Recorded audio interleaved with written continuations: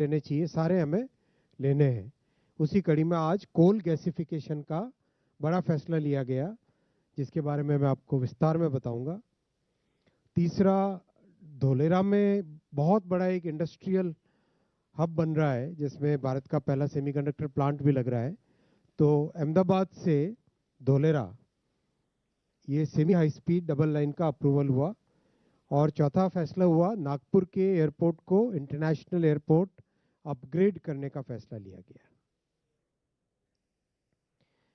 किसानों के लिए आज एक बहुत बड़ा फैसला लिया गया। आप सब जानते हैं कि माननीय प्रधानमंत्री जी ने जब से 2014 में जिम्मेदारी ली है देश की, तब से एक के बाद एक किसानों के हित में बड़े फैसले लिए गए हैं। और जो एक बहुत बड़ा ऐतिहासिक फैसला लिया गया था 2019 में, कि किसानों को अपने श्रम का उचित मूल्य मिल सके और कम से कम 50% मुनाफा मिल सके किसानों को। इसलिए उनके जो कीमत है, खेती की जो कीमत आती है, जो कॉस्ट आती है, उस कॉस्ट के ऊपर लागत जो आती है, उस लागत के ऊपर 50% का प्रॉफिट जोड़ के एमएसपी का निर्धारण करने का 2019 में फैसला माननीय प्रधानमंत्री जी ने लिया था। उस फैसले के अनुसार लगातार खरीफ हो रबी हो, सारे फैसले उसी हिसाब से लिए जा रहे हैं। Cost plus 50% profit equals MSP, उस तरीके से इसका सारा फैसला लिया गया। तो आज के खरीफ के लिए जो फैसला लिया गया, उसमें करीब जितने भी खरीफ के क्रॉप्स हैं, उन सब में कॉस्ट प्लस 50% या 50 से अधिक, टोटल 2,60,000 करोड़ रुपए किसानों को पे आउट जाएगा इस पूरे फैसले से। और इस साल का एनुअल खरीफ प्रोक्योरमेंट होगा 824 lakh million metric ton, 824 lakh metric ton LMT. अगर हम कंपेयर करें 2004-14 के कंपैरिजन से और 14 से 26 का, तो जो किसानों को खरीफ में मिला है, मैं सिर्फ खरीफ का कंपैरिजन कर रहा हूँ, खरीफ रबी कंबाइंड नहीं है, केवल खरीफ का कंपैरिजन है। 2004 से 14 के दशक में 4,75,000 करोड़ रुपए किसानों को मिले थे। 2,14 से 2,26 वाला एनडीए 1, एनडीए 2, एनडीए 3, ये जो पीरियड है, इसमें 19 लाख करोड़ रुपए किसानों को खरीफ में मिले। किसानों के जीवन में इसके कारण एक बड़ा परिवर्तन आया है। 4 गुना ज़्यादा किसानों को एनडीए 1, एनडीए 2 और एनडीए 3 के दौरान दिया गया है। खरीफ का प्रोक्योरमेंट भी डबल हुआ है, जहां 4679, ये नंबर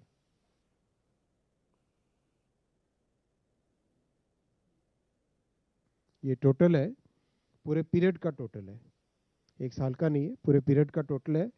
जहां करीब 4,600 लाख मिलियन टन होता था, उसकी जगह 8,700 लाख मिलियन टन है।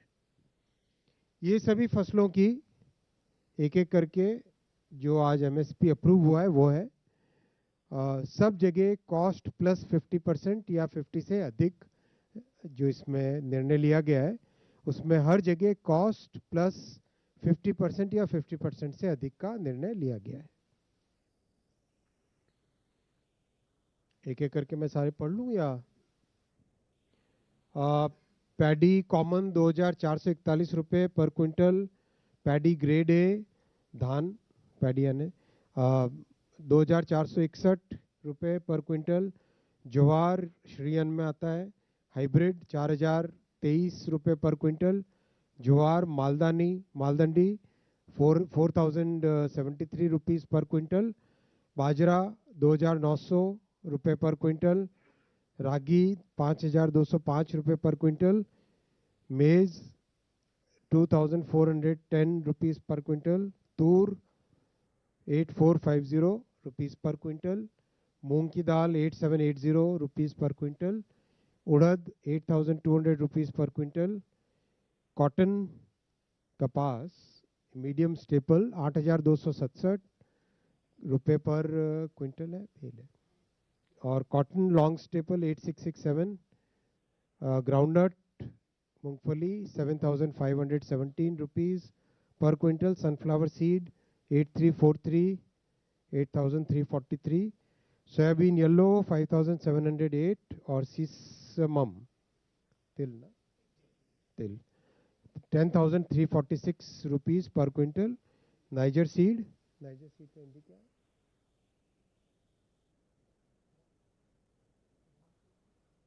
एग्रीकल्चर डिपार्टमेंट बताओ भाई। 10,052 रुपीस पर क्विंटल।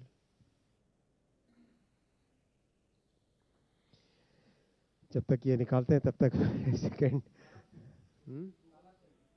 बताओ भाई। Thank you.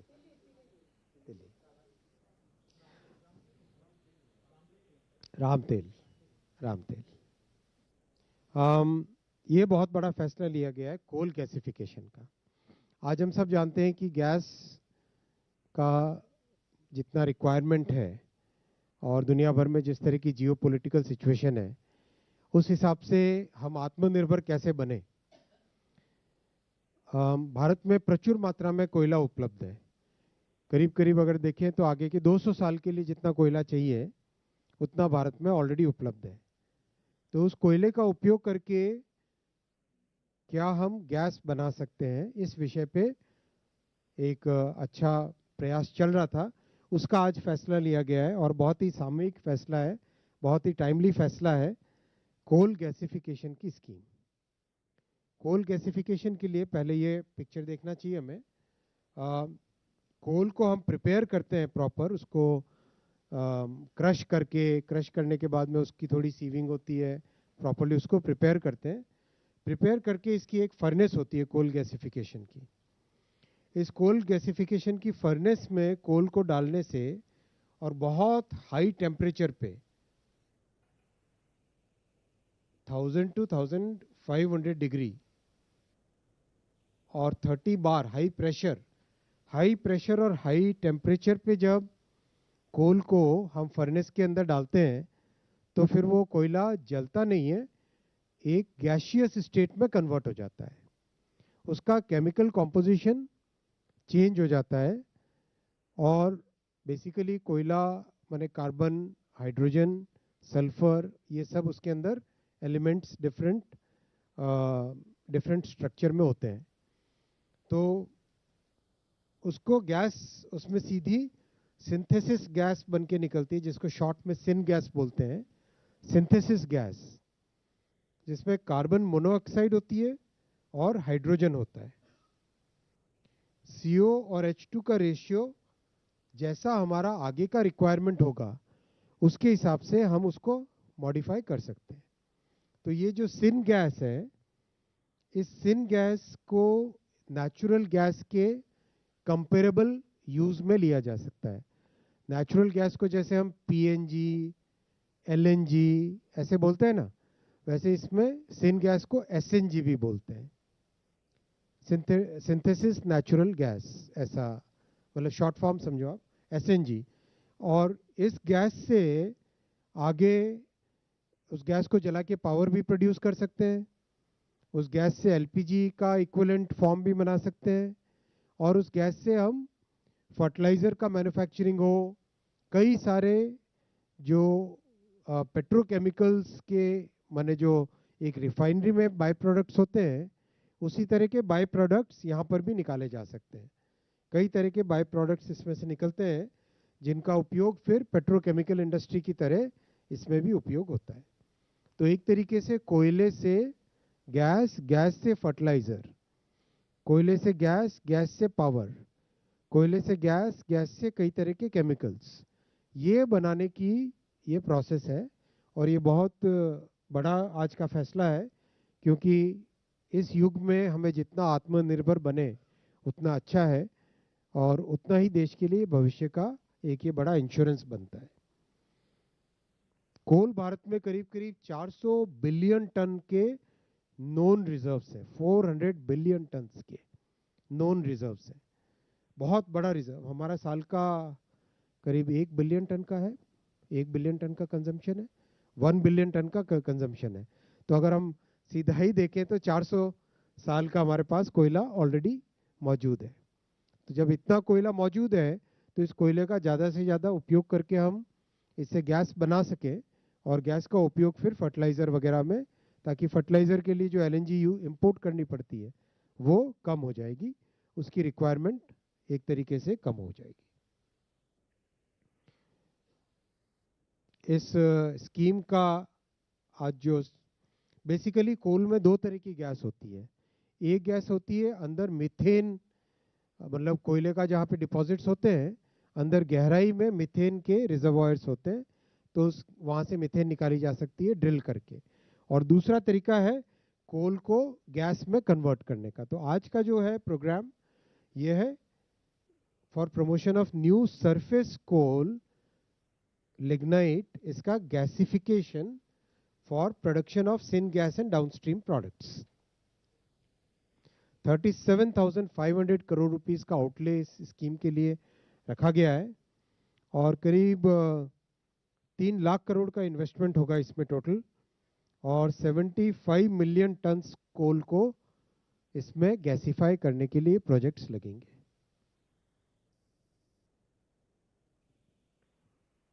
Basically transparent bidding के थ्रू सिलेक्शन होगा। 20% of the cost of plant and equipment will be given as capex incentive, और 4 इक्वल इंस्टॉलमेंट्स में दिया जाएगा। प्रोजेक्ट के प्रॉपर्ली डिफाइंड माइलस्टोन्स होंगे। हर प्रोजेक्ट पे 5,000 करोड़ रुपए का कैप लगेगा, मतलब इंसेंटिव देने के मामले में, जिससे कि ज़्यादा प्रोजेक्ट्स हो पाएँ। 5,000 रुपीज़ का कैप, एक कैटेगरी के लिए 9,000 कैप, और पर एंटिटी 12,000 रुपीज़ का कैप। जहाँ पर भी कोल और लिग्नाइट के लिंकेजेस दिए हुए हैं प्रोजेक्ट के लिए, वहाँ पर अगर कोल और लिग्नाइट का गैसिफिकेशन का प्रोजेक्ट आता है तो उसका लिंकेज का टेन्योर 30 इयर्स के लिए एक्सटेंड कर दिया जाएगा। और देश में अपनी खुद की टेक्नोलॉजीज बन चुकी हैं इस पूरे प्रोसेस की, तो अपनी देश की ही टेक्नोलॉजी से इसका प्रोजेक्ट्स को लगाया जाएगा।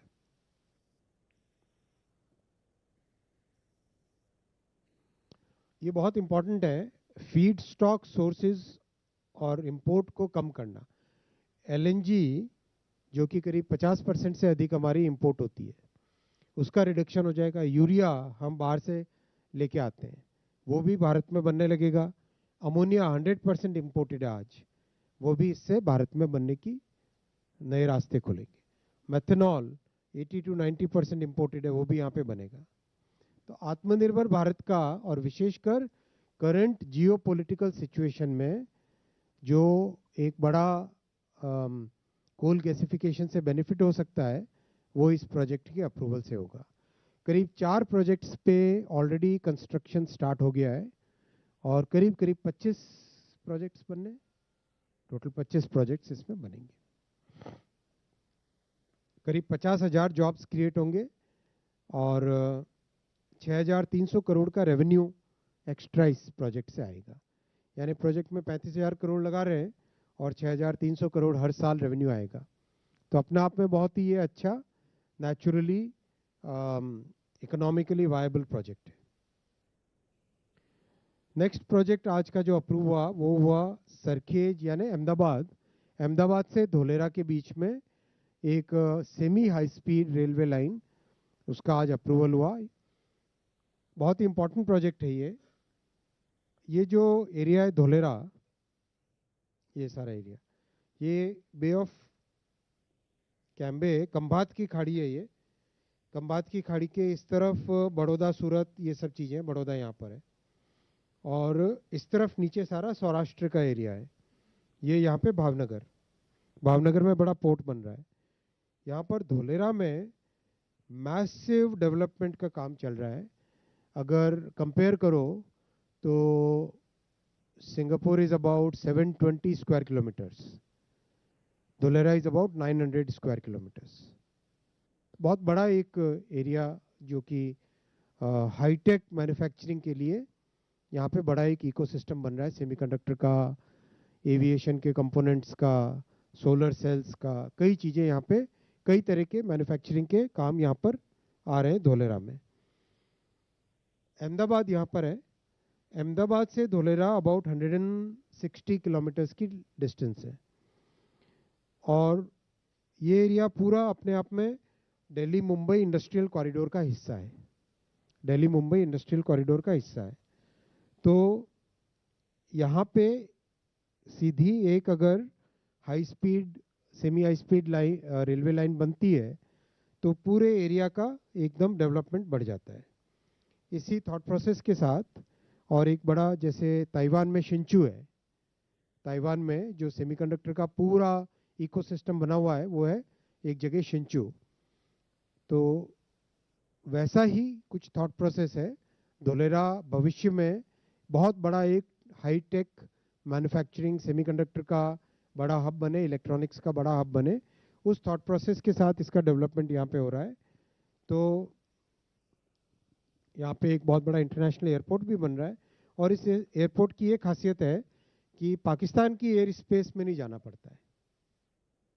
यूरोप की तरफ जब जाना है तो अगर भारत के मैप में इसको अगर आप देखोगे तो दिलरा एयरपोर्ट से जो फ्लाइट निकलेगी नीचे अरेबियन सी से होके सीधा मिडल ईस्ट से होते हुए यूरोप की तरफ जा सकती है। यानी पाकिस्तान की एयरबेस को कभी पाकिस्तान एयरबेस अपनी बंद कर दे, जैसा होता रहता है, तो ऐसे केस में धोलेरा के एयरपोर्ट में एक बहुत बड़ा बेनिफिट मिलता है। दिल्ली से भी है, दिल्ली में भी अप नॉर्थ कश्मीर होते हुए जाया जा सकता है, वैसे ही धोलेरा होते हुए अगर जाएं तो अरेबियन सी से होते हुए जा सकते हैं। लोथल में आप जानते हैं कि लोथल भारत के इतिहास में बहुत बड़ा एक पोर्ट था जहां से ट्रेडिंग का बहुत बड़ा हब था। पूरे यूरोप के साथ, अरब के साथ यहाँ से ट्रेडिंग होती थी। तो लोथल में बहुत बड़ा हेरिटेज नेशनल मैरीटाइम म्यूजियम बन रहा है, धोलेरा एयरपोर्ट, और यहाँ पर लॉजिस्टिक्स हब बन रही है और नीचे भावनगर के साथ कनेक्टिविटी। तो इस एरिया की कनेक्टिविटी के लिए ये प्रोजेक्ट आज अप्रूव हुआ है। इस प्रोजेक्ट का एक और बहुत बड़ा बेनिफिट मिलेगा, पूरे सौराष्ट्र को कनेक्टिविटी मिल जाएगी यहाँ पर मेन लाइन मुंबई की तरफ और साउथ की तरफ कनेक्टिविटी के लिए।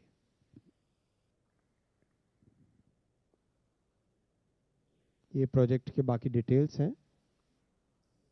मेट्रो के साथ इंटीग्रेशन होगा 3 जगह, साबरमती में, वस्त्रापुर में और एक और जगह, 3 जगह इसका मेट्रो के साथ इंटीग्रेशन है। बुलेट के साथ इंटीग्रेशन यहाँ पर साबरमती में, हाँ गांधीग्राम में भी है मेट्रो का इंटीग्रेशन, वस्त्रापुर, गांधीग्राम और साबरमती। बुलेट के साथ इंटीग्रेशन साबरमती में है। फिर फ्रेट कॉरिडोर के साथ इंटीग्रेशन है, मोरैया जगह है, और ये साणंद के साथ इंटीग्रेशन है, बीसलपुर, ये गांव का नाम है बीसलपुर।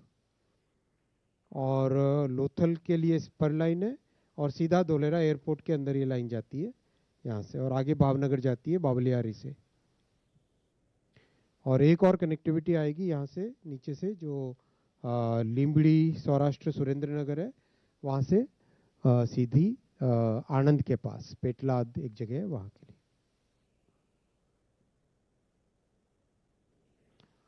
लोथल का ये मैरीटाइम कॉम्प्लेक्स, आपको भी अगर समय मिले तो जरूर जाएं, एक ऑर्गेनाइज कीजिए आप सबके विजिट। शिपिंग से कोई है इधर?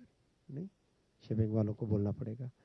बहुत अच्छा बना है, अभी हाल ही में मैंने देख के आया था, बहुत ही अच्छा बना है। मतलब वाकई देश में एक बड़ी भारत की विरासत को दिखाने का, भारत की विरासत को वापस प्रदर्शित करने का बहुत अच्छा ये प्रोजेक्ट है।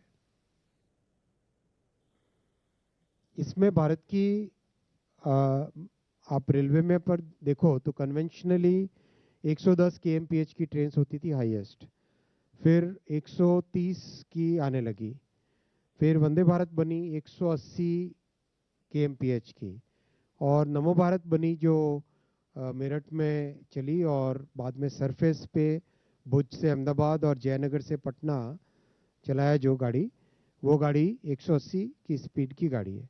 अब उसके कंपैरिजन में यहाँ पर 220 kmph की ट्रेन ये बनाई जाएगी, 220 kmph की।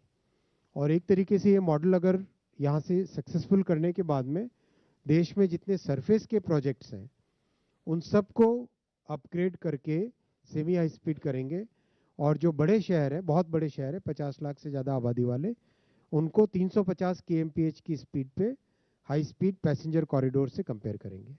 से उनसे कनेक्ट करेंगे। तो जैसा अभी बजट में 7 कॉरिडोर्स अप्रूव हुए हैं, तो इस तरह से देश का एक कंप्लीट टोटली नए तरीके से ट्रांसपोर्टेशन होगा। इससे अहमदाबाद से धोलेरा के बीच में 48 मिनट्स रहेगा, साबरमती से धोलेरा। और जो अहमदाबाद का एक मेजर एरिया है सरखेज, वहाँ से हो तो करीब 34 मिनट्स में सरखेज से धोलेरा पहुँच सकेंगे। बड़ा कॉम्प्लेक्स प्रोजेक्ट्स हैं, इसमें भी खूब मेगा ब्रिजेस भी आ रहे हैं और वायाडक्ट्स और स्टेशंस, कनेक्टिविटी सब जगह। अच्छी बात ये हुई कि सरखेज धोलेरा का जो एक्सप्रेस वे बन रहा है उसमें लैंड एक साथ एक्वायर कर लिया। तो जो लैंड उसके लिए एक्विजिशन हुआ था एक्सप्रेस वे के लिए, उसी में से 30 मीटर का कॉरिडोर इस प्रोजेक्ट के लिए दे दिया गया। बहुत इंपॉर्टेंट रहेगा carbon dioxide saving. 2 crore 40 lakh kilogram carbon dioxide save होगा, which is equivalent to planting about 10 lakh trees. आज का नेक्स्ट प्रोग्राम है, नेक्स्ट प्रोजेक्ट है नागपुर इंटरनेशनल एयरपोर्ट को पीपीपी के माध्यम से मॉडर्नाइजेशन करना उसका और अपग्रेडेशन करना। इसमें पूरा एक ट्रांसपेरेंट प्रोसेस से पीपीपी का प्रोसेस रन किया गया है और आज कैबिनेट में उसका जेवी बनाने का अप्रूवल मिला। कंप्लीट इसको एक इंटरनेशनल एयरपोर्ट की तरह अपग्रेड करेंगे, मॉडर्नाइज करेंगे और इसका entire operation and maintenance PPP में होगा। इसकी जो लीज है लैंड का वो सब काफ़ी आगे बढ़ा दिया जाएगा। फिर कई तरह के अपग्रेडेशन है, टेक्निकल अपग्रेडेशंस हैं जो कोडी कंप्लायंट रनवे और कई तरह की चीज़ें। तो दोस्तों, जिस तरह से एनडीए 3.0 प्रधानमंत्री श्री नरेंद्र मोदी जी की इस ऐतिहासिक तीसरी टर्म में एक के बाद एक देश की बुनियादी नींव को मजबूत करने के लिए जो फैसले लिए गए हैं, इंफ्रास्ट्रक्चर के फैसले लिए गए हैं, रेलवे के 2,60,000 करोड़ के करीब, हाईवे के 3,38,000 करोड़ के 31 प्रोजेक्ट्स, मेट्रो के 1,44,000 करोड़ के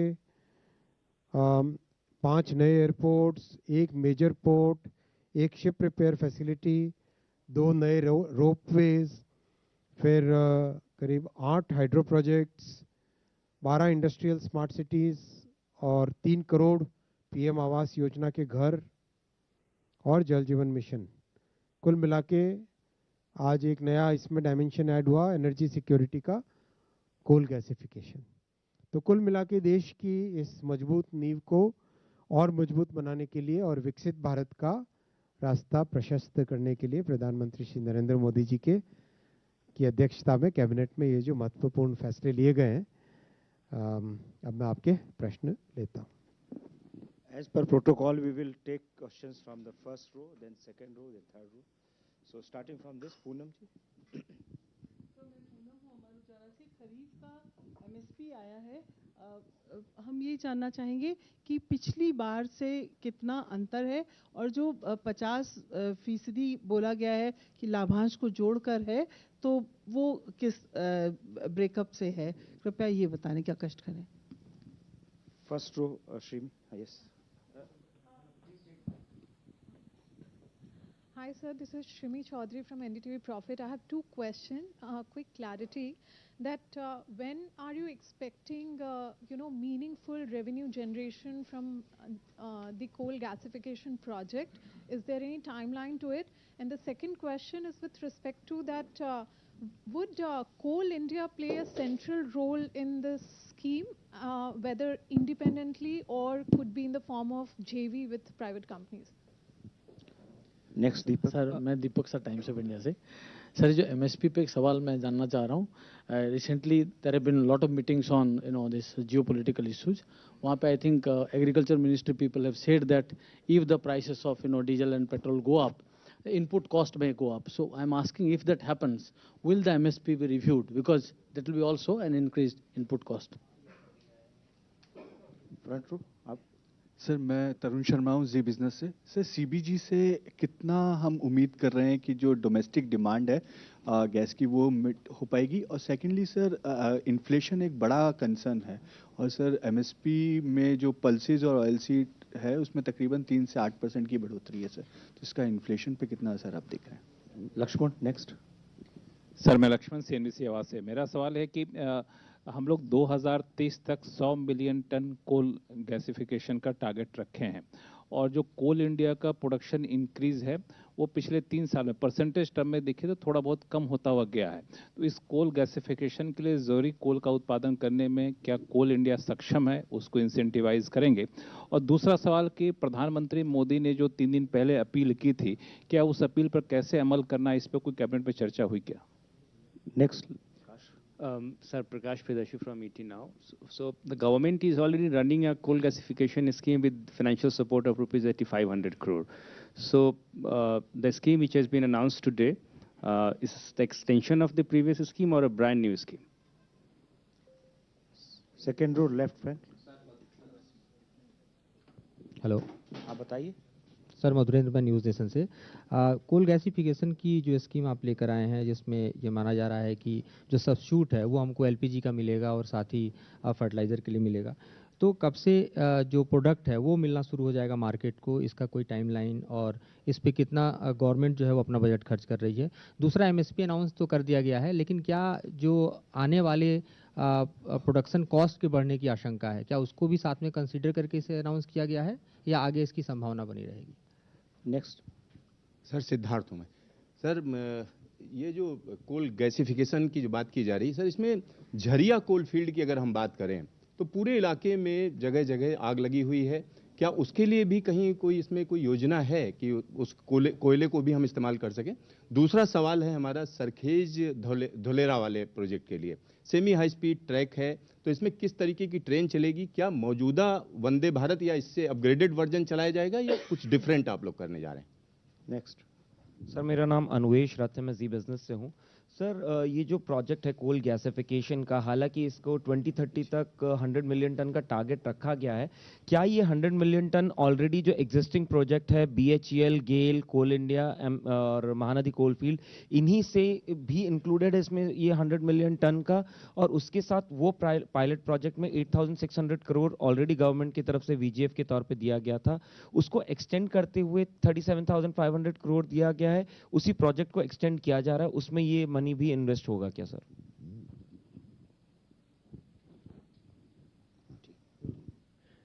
सर मैं सचिन भदौलिया हूँ। मेरा सवाल है ये कोल गैसिफिकेशन के प्लांट को लेकर, क्या उसमें हम लोगों ने प्लांट कहाँ लगेंगे, या उसके बारे में कोई योजना बनाई है, या उसको चिन्हित किया गया है, और कब से प्रोडक्शन शुरू हो पाएगा इसका?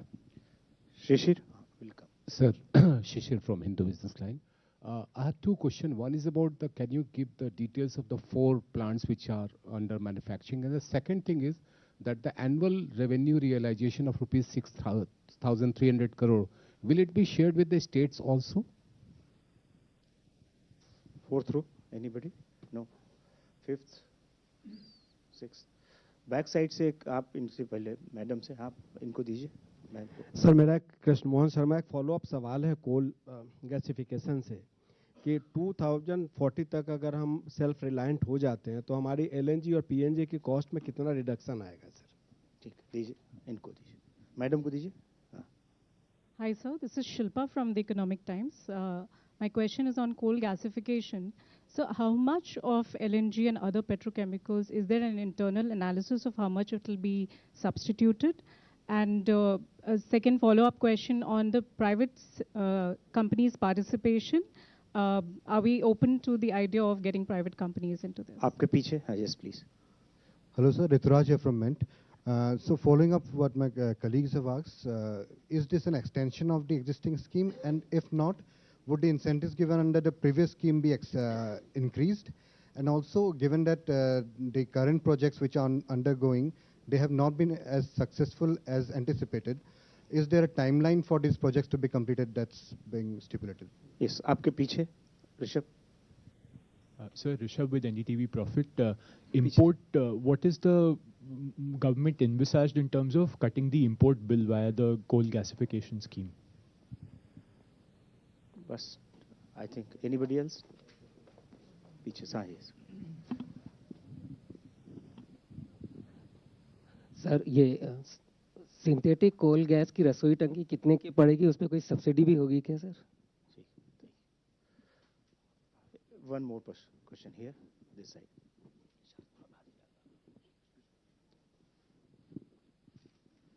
सर जो गैस कोयले की योजना में जो गैस निकली, मैं संजीव राठी हूँ यूनिवार्ता से, जो कोल गैसिफिकेशन योजना में जो हमें गैस मिलेगी वो अभी एलपीजी जो हमें मिल रही है उसकी तुलना में सस्ती होगी या क्या अनुपात क्या होगा उसका? Thank you. I think बहुत सारे क्वेश्चन आए कोल गैसिफिकेशन पे, एंटिसिपेटेड भी था और काफ़ी इम्पोर्टेंट भी है प्रोजेक्ट देश के लिए। पहले मैं खरीफ से रिलेटेड क्वेश्चंस लेता हूँ, तब तक पास होने के लिए जो पर्ची चाहिए आती रहेंगी।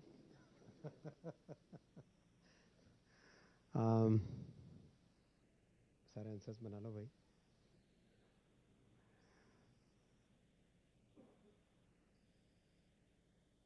हाँ, खरीफ में बेसिकली आपके क्वेश्चंस में 3 ग्रुप हैं क्वेश्चंस के। पहला कि जो कॉस्ट है उससे 50% ज़्यादा है, इसका आपने कैसे एस्टिमेट किया? बहुत क्लियरली एक प्रोसेस बना हुआ है, CCAP है, वो CACP है। CACP कॉस्ट को प्रॉपर्ली एस्टिमेट करती है और उसमें कई फैक्टर्स को देखा जाता है। जो अभी आप में से इधर के क्वेश्चंस भी थे कि क्या आने वाले समय में कॉस्ट बढ़ने की जो संभावना अगर कुछ होती है तो क्या उसको भी इसमें फैक्टर इन किया गया है? इन्फ्लेशन पे क्या इम्पैक्ट पड़ेगा, उसको भी फैक्टर इन किया गया। हाँ, इन सब चीज़ों को फैक्टर इन करके CACP एक कॉस्ट का एस्टिमेट निकालती है और देश में अलग अलग जगह उसका अलग पैरामीटर होता है, तो स्वाभाविक है कि उनका भी एक नॉर्मलाइजेशन का एक मेथड बना हुआ है। बहुत अच्छा साइंटिफिक मेथड है, एग्रीकल्चरल इकोनॉमिस्ट होते हैं वो लोग इसको करते हैं काम को। उसके आधार पे करीब करीब हर एक का, चाहे पैडी हो, चाहे ज्वार हो, बाजरा हो, रागी हो, कहीं पर तो मूंग है तो 61% अधिक है, उड़द है तो 51% अधिक है, मेज़ है तो 56% अधिक है कॉस्ट से। तो हर एक क्रॉप का 50 या 50 से अधिक परसेंटेज है और इंक्रीज भी सब्सटेंशियल हुआ है। कहीं 72 रुपये, कहीं 324 रुपये, कहीं 319 रुपये, कहीं पे 450 रुपये है, तो कहीं पे 622 रुपये भी अधिक हुआ है, इस बार इंक्रीज हुआ है। ओवरऑल बहुत सिग्निफिकेंट इंक्रीज हुआ है और उसका बेनिफिट किसानों को 2,60,484 करोड़ रुपए के हिसाब से मिलेगा। ये MSP एक बार तय होती है पूरे सीजन के लिए, 4 महीने का सीजन होता है ये, 4 से 4.5-5 महीने का। इस 5 महीने के सीजन के लिए एक बार तय होती है, तो वो तय हो गई है अभी और टाइमली तय हुई है, किसानों को इसका बेनिफिट मिलेगा। ये सारे क्वेश्चन इसके। अब सेकंड में आता हूँ रेलवे प्रोजेक्ट के लिए, जिसमें केवल एक ही प्रश्न था। इसमें ट्रेन नहीं बनेगी, जैसा मैंने आपको एक्सप्लेन किया था। वंदे भारत 180 kmph की है अब, और नमो भारत 160-180 kmph की है। अब ये बनेगी 220 kmph की, ये 220 kmph की बनेगी। बुलेट हम लोग 280 kmph 350 kmph के बना रहे हैं और ये बनेगी 220 kmph की। यानी सरफेस पे चलने के लिए 2 तरह की गाड़ियाँ हो जाएगी, 180 और 220। 180 और 220 जहाँ पर भी सेपरेट हो जाएगा ग्रेड, यानी कि जहाँ पर भी हम ट्रैक को रेज कर सकते हैं, थोड़ा ऊंचा कर सकते हैं, जिससे कि उसके ऊपर कोई कैटल नहीं आए, कोई ह्यूमन बींग्स ना आ पाए, तो ऐसी जगह में 220 की स्पीड से चलाएंगे, बाकी में कम पे चलाते हैं। ये वाला जो प्रोजेक्ट है पूरा ही एलिवेटेड है, कंप्लीटली ग्रेड सेपरेटेड प्रोजेक्ट है। अब मैं आता हूँ कोल से रिलेटेड बहुत सारे क्वेश्चंस पे। एक क्वेश्चन था रेवेन्यू कब आने लगेगा और रेवेन्यू कितना आएगा। तो मैंने रेवेन्यू का एस्टिमेट आपको प्रेजेंटेशन में दिया है। रेवेन्यू का एस्टिमेट है करीब 6,300 करोड़ पर एनम। ये आने लगेगा करीब करीब साल भर में रेवेन्यू आने लगेगा, क्योंकि ऑलरेडी 4 प्रोजेक्ट्स जिनका कंस्ट्रक्शन वर्क ऑलरेडी चालू हो गया है। और इससे रिलेटेड आपने कई लोगों ने क्वेश्चन पूछे थे कि ये पुरानी स्कीम का एक्सटेंशन है या पुरानी स्कीम को ही एक्सपैंड किया गया है। ये कंप्लीटली नई स्कीम बनी है और पुरानी स्कीम से जो लर्निंग्स आई और आज की जो जियोपॉलिटिकल सिचुएशन है उसको देखते हुए एकदम मैसिव एक्सपेंशन हो सके, काफ़ी तेज़ी से कोल गैसिफिकेशन के प्रोजेक्ट्स का एक्सपेंशन हो सके, इस थॉट प्रोसेस के साथ इसको स्कीम को बनाया गया है। अपने आप में वायबल स्कीम है, क्योंकि 6,300 करोड़ पर एनम रेवेन्यू और करीब 35,000 करोड़ रुपीस का इसका आउटले अपने आप में ही ये स्कीम अपने आप में ही देश को इकोनॉमिकली बेनिफिट देने लगेगी। कोल इंडिया की प्रोडक्शन की बात की, कोल इंडिया प्रोडक्शन करने में सक्षम है। आज डिमांड और सप्लाई करीब करीब मैच हो रही है। अगर डिमांड और बढ़ती है कोल इंडिया के लिए इस कोल गैसिफिकेशन के माध्यम से, तो स्वाभाविक है कि वो प्रोडक्शन अपना बढ़ा ही देंगे, उसमें कोई दिक्कत नहीं है। एग्जैक्टली यही पॉइंट था, 100 million ton coal production new और एग्जिस्टिंग, जहाँ जरूरत पड़ेगी उतना कोल इंडिया अपना प्रोडक्शन बढ़ा लेगा। और अब तो ट्रांसपोर्टेशन भी सारा स्ट्रीमलाइन हो गया है। पहले बार हर साल न्यूज़ चलती थी कि पावर प्लांट में 2 दिन का कोयला है, 3 दिन का कोयला है, अब तो वो समस्या ही खत्म हो गई है। आज मेरे ख्याल से 54 million ton coal power plants के अंदर स्टोर्ड है, 54 मिलियन टन, जो कि इस समय में करीब करीब मतलब ड्विंडल होते होते 20-22 मिलियन टन रह जाता था और समस्या होती थी। अब वो समस्याएं खत्म हो चुकी है। मोदी जी की सरकार ने ये सारे चेंजेस जो किए हैं, रिफॉर्म्स किए हैं, उन रिफॉर्म्स के कारण आज वो प्रॉब्लम भी समाप्त हो चुकी है। नए प्लांट लगेंगे या एक्सपेंशन लगेगा, तो प्लांट को कौन लगाएंगे, कोल इंडिया लगाएगा या कोई भी लगा सकता है। पूरी इंडस्ट्री के लिए ओपन है ये प्लांट, कोई भी प्राइवेट सेक्टर से हो, पब्लिक सेक्टर से हो, कोई भी इन प्लांट्स को लगा सकता है। कोल इंडिया भी लगा सकता है, BHEL भी लगा सकता है, जॉइंट वेंचर्स भी लगा सकते हैं, इंडस्ट्री के जो पार्टिसिपेंट्स हैं वो लोग भी इसमें प्रोजेक्ट्स लगा सकते हैं। कब मिलने लगेगा गैस इसमें से? गैसिफिकेशन का प्रोसेस अपने आप में एक कॉम्प्लेक्स प्रोसेस है, लेकिन इसमें काफ़ी होमवर्क हुआ है। होमवर्क होने के कारण जो प्रोजेक्ट्स का कंस्ट्रक्शन स्टार्ट हुआ है उसका कमिश्निंग लाइकली टू बी कब तक हो जाएगा? 4 to 5 years 4 to 5 years के अंदर अंदर प्रोडक्शन पूरे के पूरे 25 plant complete, all 25 plants will be completed with in 4 to 5 years। तो इसमें स्टेट गवर्नमेंट्स का भी बहुत बेनिफिट मिल रहा है। स्टेट गवर्नमेंट्स भी फुल्ली कोऑपरेट कर रही है, क्योंकि लैंड के मैटर्स हैं, परमिशंस के मैटर्स हैं, वो सारे के सारे राज्य सरकारें देती हैं, तो वो भी कंप्लीट हुआ। नेचुरली LNG PNG का इंपोर्ट कम होगा, स्वाभाविक है, और इसमें कितना कम होगा ये आपको प्रॉपर एक एस्टिमेट करके डिपार्टमेंट की तरफ से मिलेगा। लेकिन स्वाभाविक है कि जैसे जैसे प्लांट्स नए कोल गैसिफिकेशन के लगेंगे, उनका प्रोडक्शन आने लगेगा, तो एक तरीके से अपने लिए, देश के लिए बेनिफिट होगा। जैसे सेमीकंडक्टर था, तो सेमीकंडक्टर में भले ही शुरुआत में बहुत कठिनाइयाँ आई, लेकिन एक मिशन मोड में काम किया तो आज 2 प्लांट है जहाँ पे प्रोडक्शन स्टार्ट हो गया। वैसा ही कोल गैसिफिकेशन में भी मिशन मोड में काम करेंगे। प्लांट्स कहाँ लगेंगे इंडस्ट्री डिसाइड करती है, इंडस्ट्री अपने आप डिसाइड करे, उसमें सरकार की तरफ से जो फैसिलिटी चाहिएगी वो दी जाएगी। झरिया का कोल भी इसमें इस्तेमाल किया जा सकता है। झरिया की जो समस्या है वो समस्या एक यूनिक है, इसका कोल गैसिफिकेशन से कोई संबंध नहीं है, कोयला कोई भी यूज़ किया जा सकता है। चारों प्लांट का डिटेल एक आप अपने प्रेस नोट जब दें कोल मिनिस्ट्री से तब आप दे दीजिएगा उसमें। ये सारे कंप्लीट हुए।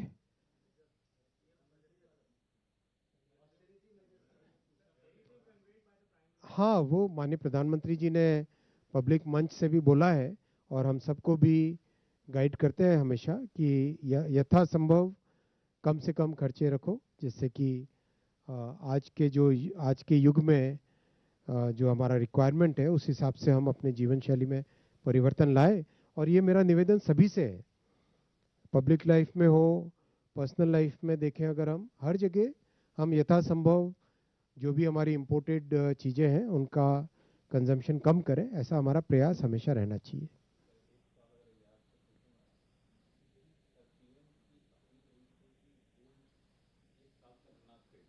ये कोयले से आज ये कैबिनेट से संबंध रखा, कॉस्ट का क्या था क्वेश्चन? वो डिटेलिंग कैबिनेट में तो कहाँ पाएगी, तो आपको डिपार्टमेंट आपको जब पूरा डिटेल देगा प्रेस नोट वगैरह में आ जाएगा। Thank you.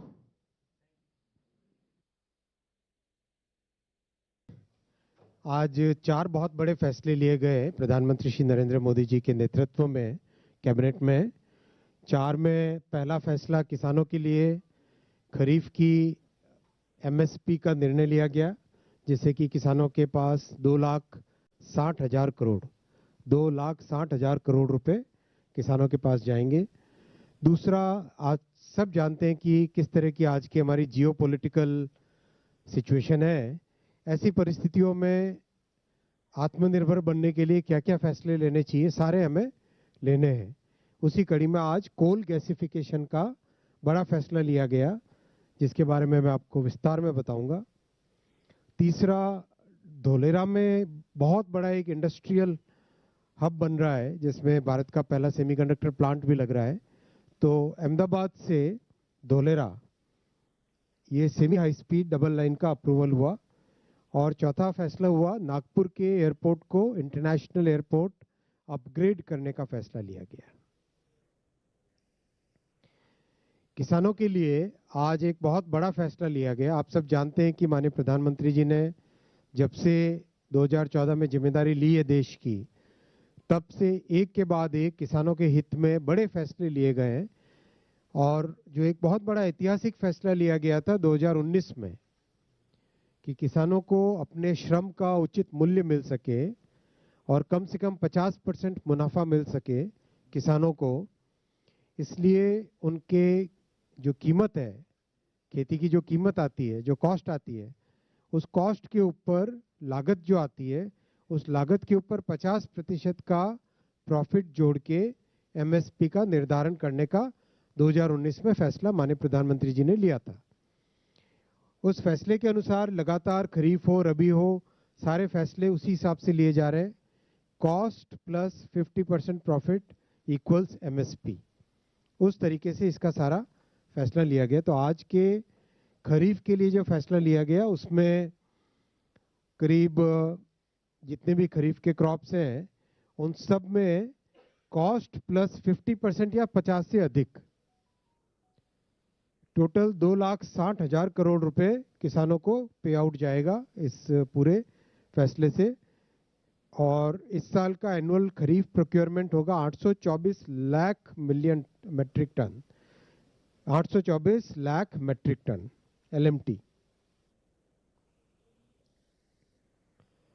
अगर हम कंपेयर करें 2004-14 के कंपैरिजन से और 14 से 26 का, तो जो किसानों को खरीफ में मिला है, मैं सिर्फ खरीफ का कंपैरिजन कर रहा हूँ, खरीफ रबी कंबाइन नहीं है, केवल खरीफ का कंपैरिजन है। 2004 से 14 के दशक में 4,75,000 करोड़ रुपए किसानों को मिले थे।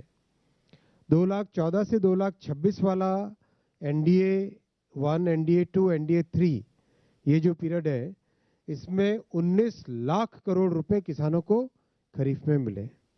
किसानों के जीवन में इसके कारण एक बड़ा परिवर्तन आया है।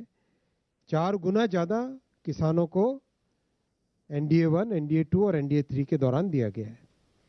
खरीफ का प्रोक्योरमेंट भी डबल हुआ है, जहां 4679 ये नंबर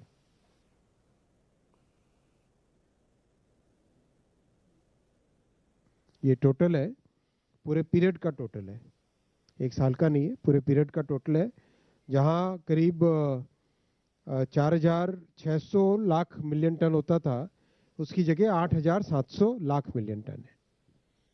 ये सभी फसलों की एक एक करके जो आज एमएसपी अप्रूव हुआ है वो है, सब जगह कॉस्ट प्लस 50% या 50 से अधिक जो इसमें निर्णय लिया गया है, उसमें हर जगह कॉस्ट प्लस 50% या 50% से अधिक का निर्णय लिया गया है। एक एक करके मैं सारे पढ़ लूँ या पैडी कॉमन 2441 रुपये पर क्विंटल, पैडी ग्रेड ए धान पैडी यानी 2461 रुपये पर क्विंटल, ज्वार श्रीअन्न में आता है हाइब्रिड 4023 रुपये पर क्विंटल, ज्वार मालदंडी 4073 रुपीज़ पर क्विंटल, बाजरा 2900 रुपये पर क्विंटल, रागी 5205 रुपये पर क्विंटल, मेज़ 2410 रुपीज़ पर क्विंटल, तूर 8450 रुपीज़ पर क्विंटल, मूंग की दाल 8780 रुपीज़ पर क्विंटल, उड़द 8200 रुपीज़ पर क्विंटल, कॉटन कपास मीडियम स्टेपल 8267 रुपये पर क्विंटल है फेल है, और कॉटन लॉन्ग स्टेपल 8667, ग्राउंडनट मूंगफली 7517 रुपीज़ पर quintal, sunflower seed 8343 8343, soybean yellow 5708 और सीसमम तिल 10,346 रुपीज़ पर क्विंटल, नाइजर सीड का हिंदी क्या है?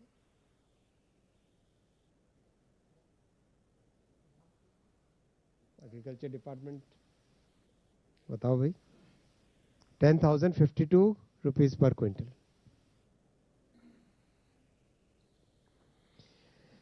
जब तक ये निकालते हैं तब तक सेकेंड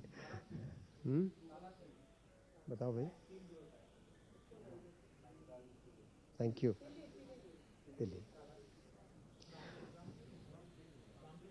राम तेल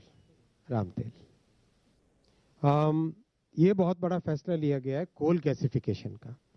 आज हम सब जानते हैं कि गैस का जितना रिक्वायरमेंट है और दुनिया भर में जिस तरह की जियोपॉलिटिकल सिचुएशन है, उस हिसाब से हम आत्मनिर्भर कैसे बने। भारत में प्रचुर मात्रा में कोयला उपलब्ध है। करीब करीब अगर देखें तो आगे के 200 साल के लिए जितना कोयला चाहिए उतना भारत में ऑलरेडी उपलब्ध है। तो उस कोयले का उपयोग करके क्या हम गैस बना सकते हैं, इस विषय पे एक अच्छा प्रयास चल रहा था। उसका आज फैसला लिया गया है और बहुत ही सामयिक फैसला है, बहुत ही टाइमली फैसला है। कोल गैसिफिकेशन की स्कीम।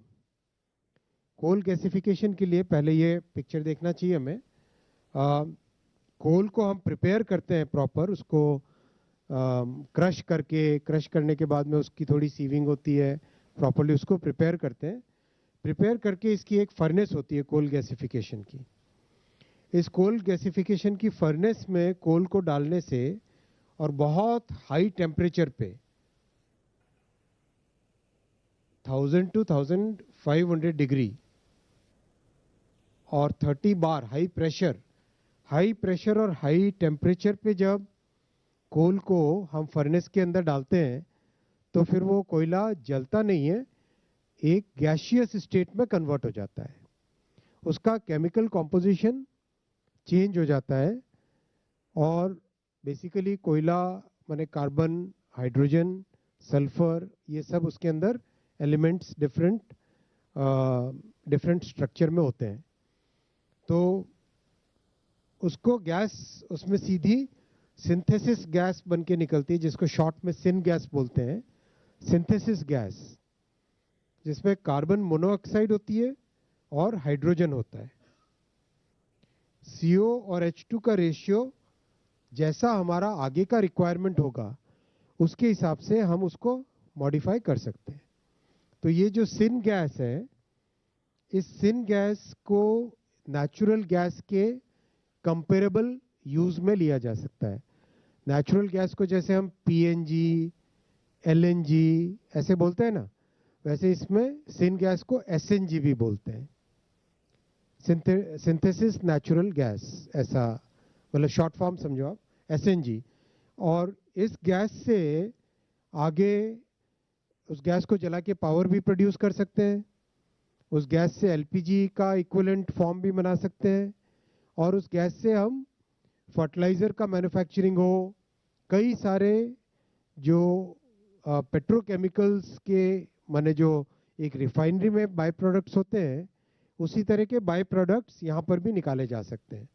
कई तरह के बाय प्रोडक्ट्स इसमें से निकलते हैं जिनका उपयोग फिर पेट्रोकेमिकल इंडस्ट्री की तरह इसमें भी उपयोग होता है।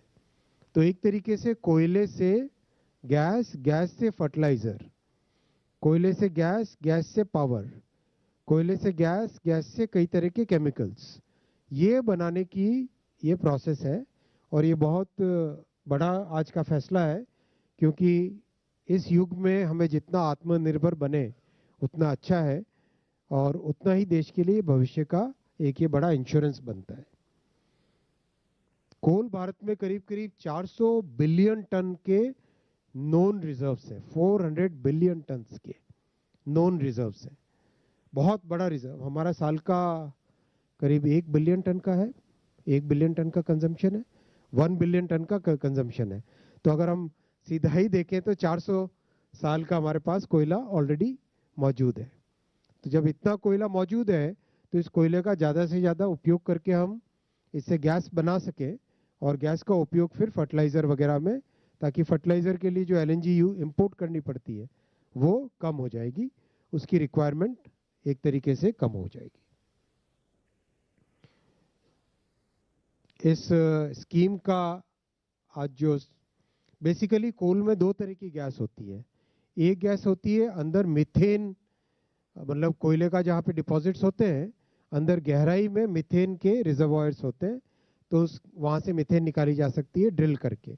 और दूसरा तरीका है कोल को गैस में कन्वर्ट करने का। तो आज का जो है प्रोग्राम ये है for promotion of new surface coal lignite, इसका gasification for production of syngas and downstream products. 37,500 crore rupees का आउटले इस स्कीम के लिए रखा गया है, और करीब 3 लाख करोड़ का इन्वेस्टमेंट होगा इसमें टोटल, और 75 मिलियन टन्स कोल को इसमें गैसिफाई करने के लिए प्रोजेक्ट्स लगेंगे।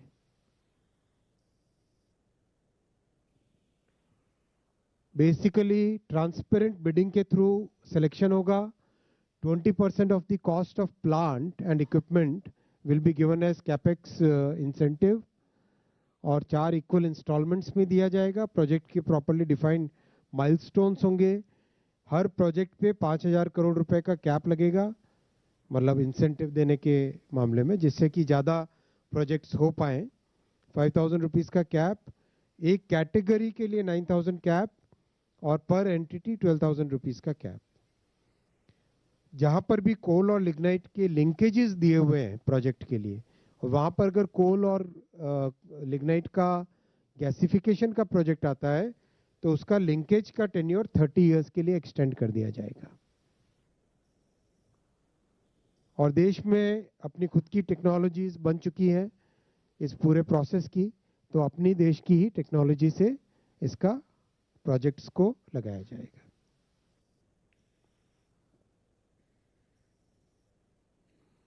ये बहुत इंपॉर्टेंट है, फीड स्टॉक सोर्सेज और इंपोर्ट को कम करना। एलएनजी जो कि करीब 50% से अधिक हमारी इंपोर्ट होती है, उसका रिडक्शन हो जाएगा। यूरिया हम बाहर से लेके आते हैं, वो भी भारत में बनने लगेगा। अमोनिया 100% इंपोर्टेड है आज, वो भी इससे भारत में बनने की नए रास्ते खुलेंगे। मेथनॉल 80 to 90% इंपोर्टेड है, वो भी यहाँ पे बनेगा। तो आत्मनिर्भर भारत का, और विशेषकर करंट जियोपॉलिटिकल सिचुएशन में जो एक बड़ा कोल गैसिफिकेशन से बेनिफिट हो सकता है, वो इस प्रोजेक्ट के अप्रूवल से होगा। करीब 4 प्रोजेक्ट्स पे ऑलरेडी कंस्ट्रक्शन स्टार्ट हो गया है, और करीब 25 प्रोजेक्ट्स बनने, टोटल 25 प्रोजेक्ट्स इसमें बनेंगे। करीब 50,000 जॉब्स क्रिएट होंगे, और 6,300 करोड़ का रेवेन्यू एक्स्ट्रा इस प्रोजेक्ट से आएगा। यानी प्रोजेक्ट में 35,000 करोड़ लगा रहे हैं और 6,300 करोड़ हर साल रेवेन्यू आएगा। तो अपने आप में बहुत ही ये अच्छा, नेचुरली इकोनॉमिकली वायबल प्रोजेक्ट है। नेक्स्ट प्रोजेक्ट आज का जो अप्रूव हुआ वो हुआ सरखेज, यानी अहमदाबाद से धोलेरा के बीच में एक semi high speed railway line, उसका आज अप्रूवल हुआ। बहुत ही इम्पोर्टेंट प्रोजेक्ट है ये। ये जो एरिया है धोलेरा, ये सारा एरिया, ये बे ऑफ कैम्बे, खंभात की खाड़ी है ये। खंभात की खाड़ी के इस तरफ बड़ौदा, सूरत, ये सब चीज़ें, बड़ौदा यहाँ पर है, और इस तरफ नीचे सारा सौराष्ट्र का एरिया है। ये यहाँ पे भावनगर, भावनगर में बड़ा पोर्ट बन रहा है। यहाँ पर धोलेरा में मैसिव डेवलपमेंट का काम चल रहा है। अगर कंपेयर करो तो Singapore is about 720 square kilometres, Dholera is about 900 square kilometres. बहुत बड़ा एक एरिया जो कि हाईटेक मैन्युफैक्चरिंग के लिए यहाँ पे बड़ा एक इकोसिस्टम बन रहा है, सेमीकंडक्टर का, एविएशन के कंपोनेंट्स का, सोलर सेल्स का, कई चीज़ें यहाँ पे, कई तरह के मैन्युफैक्चरिंग के काम यहाँ पर आ रहे हैं धोलेरा में। अहमदाबाद यहाँ पर है। अहमदाबाद से धोलेरा अबाउट 160 किलोमीटर्स की डिस्टेंस है, और ये एरिया पूरा अपने आप में दिल्ली मुंबई इंडस्ट्रियल कॉरिडोर का हिस्सा है। दिल्ली मुंबई इंडस्ट्रियल कॉरिडोर का हिस्सा है। तो यहाँ पे सीधी एक अगर high speed, semi high speed line, railway line बनती है तो पूरे एरिया का एकदम डेवलपमेंट बढ़ जाता है। इसी थॉट प्रोसेस के साथ, और एक बड़ा, जैसे ताइवान में शिंचू है, ताइवान में जो सेमीकंडक्टर का पूरा इकोसिस्टम बना हुआ है वो है एक जगह शिंचू। तो वैसा ही कुछ थॉट प्रोसेस है। धोलेरा भविष्य में बहुत बड़ा एक हाईटेक मैन्युफैक्चरिंग, सेमीकंडक्टर का बड़ा हब बने, इलेक्ट्रॉनिक्स का बड़ा हब बने, उस थॉट प्रोसेस के साथ इसका डेवलपमेंट यहाँ पे हो रहा है।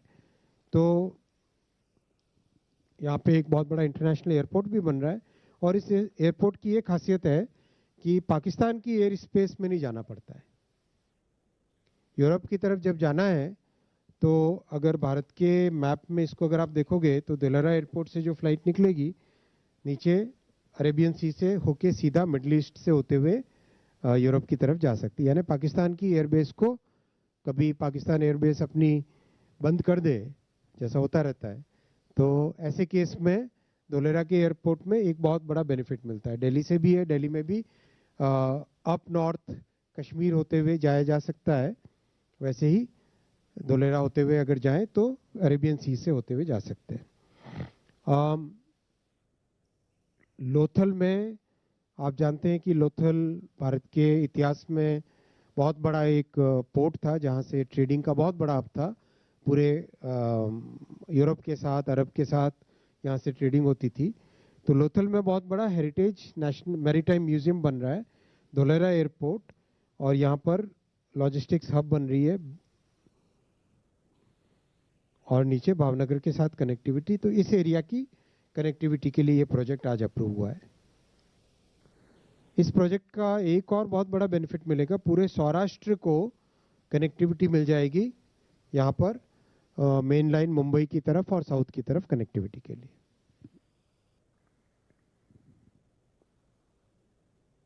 ये प्रोजेक्ट के बाकी डिटेल्स हैं। मेट्रो के साथ इंटीग्रेशन होगा 3 जगह, साबरमती में, वस्त्रापुर में, और एक और जगह, 3 जगह इसका मेट्रो के साथ इंटीग्रेशन है।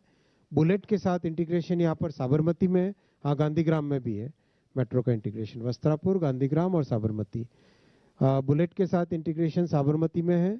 फिर फ्रेट कॉरिडोर के साथ इंटीग्रेशन है, मोरैया जगह है, और ये सानंद के साथ इंटीग्रेशन है, बीसलपुर, ये गांव का नाम है बीसलपुर।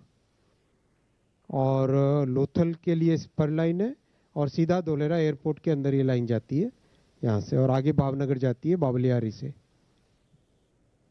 और एक और कनेक्टिविटी आएगी यहाँ से नीचे से, जो लीमड़ी सौराष्ट्र सुरेंद्र नगर है, वहाँ से सीधी आनंद के पास पेटलाद एक जगह है, वहाँ के लिए।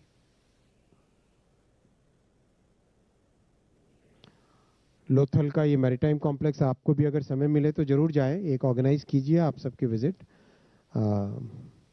शिपिंग से कोई है इधर? नहीं, शिपिंग वालों को बोलना पड़ेगा। बहुत अच्छा बना है, अभी हाल ही में मैंने देख के आया था, बहुत ही अच्छा बना है। मतलब वाकई देश में एक बड़ी भारत की विरासत को दिखाने का, भारत की विरासत को वापस प्रदर्शित करने का बहुत अच्छा ये प्रोजेक्ट है।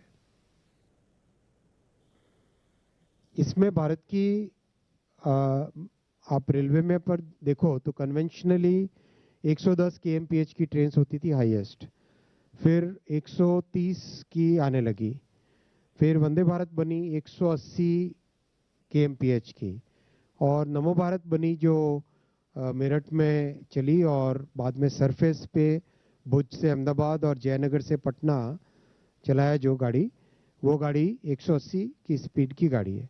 अब उसके कंपैरिजन में यहाँ पर 220 kmph की ट्रेन ये बनाई जाएगी, 220 kmph की। और एक तरीके से ये मॉडल अगर यहाँ से सक्सेसफुल करने के बाद में देश में जितने सरफेस के प्रोजेक्ट्स हैं उन सबको अपग्रेड करके सेमी हाई स्पीड करेंगे, और जो बड़े शहर है, बहुत बड़े शहर है 50 लाख से ज़्यादा आबादी वाले, उनको 350 kmph की स्पीड पे हाई स्पीड पैसेंजर कॉरिडोर से कंपेयर करेंगे, से उनसे कनेक्ट करेंगे। तो जैसा अभी बजट में 7 कॉरिडोर्स अप्रूव हुए हैं, तो इस तरह से देश का एक कंप्लीट टोटली नए तरीके से ट्रांसपोर्टेशन होगा। इससे अहमदाबाद से धोलेरा के बीच में 48 मिनट्स रहेगा, साबरमती से धोलेरा, और जो अहमदाबाद का एक मेजर एरिया है सरखेज, वहाँ से हो तो करीब 34 मिनट्स में सरखेज से धोलेरा पहुँच सकेंगे। बड़ा कॉम्प्लेक्स प्रोजेक्ट्स हैं, इसमें भी खूब मेगा ब्रिजेस भी आ रहे हैं और वायाडक्ट्स और स्टेशंस, कनेक्टिविटी सब जगह। अच्छी बात ये हुई कि सरखेज धोलेरा का जो एक्सप्रेस वे बन रहा है उसमें लैंड एक साथ एक्वायर कर लिया, तो जो लैंड उसके लिए एक्विजिशन हुआ था एक्सप्रेस वे के लिए, उसी में से 30 मीटर का कॉरिडोर इस प्रोजेक्ट के लिए दे दिया गया। बहुत इंपॉर्टेंट रहेगा carbon dioxide saving, 2 crore 40 lakh kilogram carbon dioxide save होगा, which is equivalent to planting about 10 lakh trees. आज का नेक्स्ट प्रोग्राम है, नेक्स्ट प्रोजेक्ट है नागपुर इंटरनेशनल एयरपोर्ट को पीपीपी के माध्यम से मॉडर्नाइजेशन करना उसका और अपग्रेडेशन करना। इसमें पूरा एक ट्रांसपेरेंट प्रोसेस से पीपीपी का प्रोसेस रन किया गया है और आज कैबिनेट में उसका जेवी बनाने का अप्रूवल मिला। कंप्लीट इसको एक इंटरनेशनल एयरपोर्ट की तरह अपग्रेड करेंगे, मॉडर्नाइज करेंगे, और इसका entire operation and maintenance PPP में होगा। इसकी जो लीज है लैंड का वो सब काफ़ी आगे बढ़ा दिया जाएगा। फिर कई तरह के अपग्रेडेशन है, टेक्निकल अपग्रेडेशंस हैं जो कोडी कंप्लायंट रनवे और कई तरह की चीज़ें। तो दोस्तों, जिस तरह से एनडीए 3.0 प्रधानमंत्री श्री नरेंद्र मोदी जी की इस ऐतिहासिक तीसरी टर्म में एक के बाद एक देश की बुनियादी नींव को मजबूत करने के लिए जो फैसले लिए गए हैं, इंफ्रास्ट्रक्चर के फैसले लिए गए हैं, रेलवे के 2,60,000 करोड़ के करीब, हाईवे के 3,38,000 करोड़ के 31 प्रोजेक्ट्स, मेट्रो के 1,44,000 करोड़ के 5 नए airports, 1 major port, 1 ship repair facility, 2 नए रोपवेज, फिर करीब 8 hydro projects, 12 industrial smart cities और 3 करोड़ पीएम आवास योजना के घर और जल जीवन मिशन। कुल मिला के आज एक नया इसमें डायमेंशन ऐड हुआ, एनर्जी सिक्योरिटी का, कोल गैसिफिकेशन। तो कुल मिला के देश की इस मजबूत नींव को और मजबूत बनाने के लिए और विकसित भारत का रास्ता प्रशस्त करने के लिए प्रधानमंत्री श्री नरेंद्र मोदी जी की अध्यक्षता में कैबिनेट में ये जो महत्वपूर्ण फैसले लिए गए हैं। अब मैं आपके प्रश्न लेता हूँ। As per protocol, we will take questions from the first row, then second row, then third row. So starting from this, Poonam ji. तो मैं पूनम हूँ अमर उजाला से। खरीफ का एमएसपी आया है, हम ये जानना चाहेंगे कि पिछली बार से कितना अंतर है, और जो 50% बोला गया है कि लाभांश को जोड़कर है, तो वो किस ब्रेकअप से है, कृपया ये बताने क्या कष्ट करें। First row, Shrimi. Yes. Hi sir, this is Shrimi Chaudhary from NDTV Profit. I have two questions. Quick clarity that when are you expecting meaningful revenue generation from the coal gasification project? Is there any timeline to it? And the second question is with respect to that. Would Coal India play a central role in this scheme, whether independently or could be in the form of JV with private companies? Next Deepak sir मैं Deepak sir Times of India से sir जो MSP पे एक सवाल मैं जानना चाह रहा हूँ recently there have been lot of meetings on this geopolitical issues वहाँ पे I think agriculture ministry people have said that if the prices of diesel and petrol go up input cost may go up. So I'm asking if that happens, will the MSP be reviewed? Because that will be also an increased input cost. Front row आप sir मैं तरुण शर्मा हूँ Zee Business से। Sir CBG से कितना हम उम्मीद कर रहे हैं कि जो डोमेस्टिक डिमांड है गैस की वो मीट हो पाएगी, और सेकेंडली सर इन्फ्लेशन एक बड़ा कंसर्न है, और सर एमएसपी में जो पल्सेस और ऑयलसीड है उसमें तकरीबन 3 से 8% की बढ़ोतरी है सर, तो इसका इन्फ्लेशन पे कितना असर आप देख रहे हैं? लक्ष्मण नेक्स्ट। सर मैं लक्ष्मण सीएनबीसी आवाज से। मेरा सवाल है कि हम लोग 2023 तक 100 मिलियन टन कोल गैसिफिकेशन का टारगेट रखे हैं, और जो कोल इंडिया का प्रोडक्शन इंक्रीज है वो पिछले 3 साल में परसेंटेज टर्म में देखें तो थोड़ा बहुत कम होता हुआ गया है। तो इस कोल गैसिफिकेशन के लिए जरूरी कोल का उत्पादन करने में क्या कोल इंडिया सक्षम है, उसको इंसेंटिवाइज करेंगे? और दूसरा सवाल कि प्रधानमंत्री मोदी ने जो 3 दिन पहले अपील की थी, क्या उस अपील पर कैसे अमल करना, इस पर कोई कैबिनेट में चर्चा हुई क्या? Next Sir, Prakash Pedashi from ET Now. So the government is already running a coal gasification scheme with financial support of rupees 8,500 crore. So the scheme which has been announced today is the extension of the previous scheme or a brand new scheme? Second row left front. Hello, आप बताइए। Sir Madhurendra मैं news nation से। Coal gasification की जो scheme आप लेकर आए हैं, जिसमें ये माना जा रहा है कि जो सब्स्टिट्यूट है वो हमको एलपीजी का मिलेगा और साथ ही फर्टिलाइज़र के लिए मिलेगा, तो कब से जो प्रोडक्ट है वो मिलना शुरू हो जाएगा मार्केट को? इसका कोई टाइमलाइन और इस पे कितना गवर्नमेंट जो है वो अपना बजट खर्च कर रही है? दूसरा, एमएसपी अनाउंस तो कर दिया गया है, लेकिन क्या जो आने वाले प्रोडक्शन कॉस्ट के बढ़ने की आशंका है, क्या उसको भी साथ में कंसीडर करके इसे अनाउंस किया गया है या आगे इसकी संभावना बनी रहेगी? नेक्स्ट सर सिद्धार्थ हूँ मैं। सर ये जो कोल गैसिफिकेशन की जो बात की जा रही है सर, इसमें झरिया कोल फील्ड की अगर हम बात करें तो पूरे इलाके में जगह जगह आग लगी हुई है। क्या उसके लिए भी कहीं कोई इसमें कोई योजना है कि उस कोयले को भी हम इस्तेमाल कर सकें? दूसरा सवाल है हमारा सरखेज धोलेरा वाले प्रोजेक्ट के लिए। सेमी हाई स्पीड ट्रैक है, तो इसमें किस तरीके की ट्रेन चलेगी? क्या मौजूदा वंदे भारत या इससे अपग्रेडेड वर्जन चलाया जाएगा या कुछ डिफरेंट आप लोग करने जा रहे हैं? नेक्स्ट सर मेरा नाम अनुवेश रथ है, मैं जी बिजनेस से हूँ। सर ये जो प्रोजेक्ट है कोल गैसिफिकेशन का, हालांकि इसको 2030 तक 100 मिलियन टन का टारगेट रखा गया है, क्या ये 100 मिलियन टन ऑलरेडी जो एग्जिस्टिंग प्रोजेक्ट है BHEL, गेल, कोल इंडिया और महानदी कोल फील्ड, इन्हीं से भी इंक्लूडेड है इसमें ये 100 मिलियन टन का? और उसके साथ वो पायलट प्रोजेक्ट में 8,600 करोड़ ऑलरेडी गवर्नमेंट की तरफ से VGF के तौर पर दिया गया था, उसको एक्सटेंड करते हुए 37,500 करोड़ दिया गया है, उसी प्रोजेक्ट को एक्सटेंड किया जा रहा है, उसमें ये मनी भी इन्वेस्ट होगा क्या sir?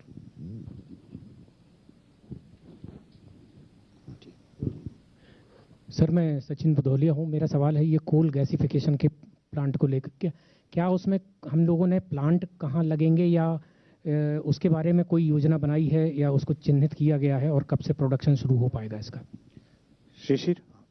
Sir, Shishir from Hindu Business Line. I have two questions. One is about can you give the details of the 4 plants which are under manufacturing? And the second thing is that the annual revenue realization of rupees 6,300 crore, will it be shared with the states also? Fourth row, anybody?